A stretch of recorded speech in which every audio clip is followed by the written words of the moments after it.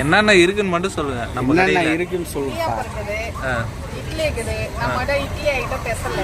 சாஃப்டா இருக்கும் இட்லி. குஸ்பி இட்லின்னு சொல்லு. குஸ்பி இட்லி.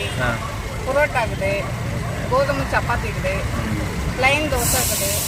ஆனியன் தோசை இருக்குது. எக் தோசை இருக்குது. பொடி தோசை இருக்குது. கறி தோசை இருக்குது. கொத்து பரோட்டா.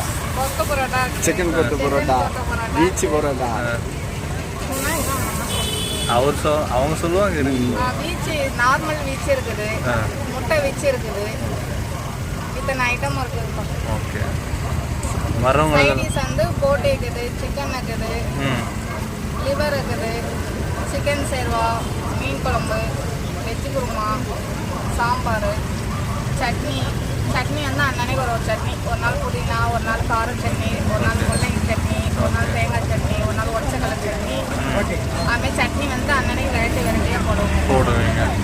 இது வந்து நீங்கள் வீட்டிலே வந்து செஞ்சு எடுத்துகிட்டு வந்துடுறீங்க? வீட்டிலே செஞ்சு எடுத்துட்டோம். ஆனால் தோசை புரோட்டெல்லாம் வந்து கடையில் தான் போடுவோம். ஈவினிங் 6 மணி தான் ஸ்டார்ட் பண்ணுவோம். அப்படியே சுட சுட போட்டு கொடுப்பீங்க? சுட சுட தோசைலாம் கேட்க சுடதாப்பா போட்டு தருவோம். போட்டு வச்சுலாம் தரமாட்டாங்க. ஓகே. சுட சுட தான் போடுவோம். அதே போட்டி எல்லாம் இது ஸ்பெஷலாக நல்லாயிருக்கும். உங்களுக்கு இதில் பிடிச்சதுல ஃபேவரட்னா என்னன்னு சொல்லுவீங்க?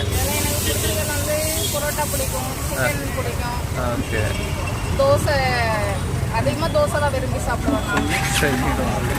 6 இட்லி 60 ரூபா. சரிங்க. Okay, thanks.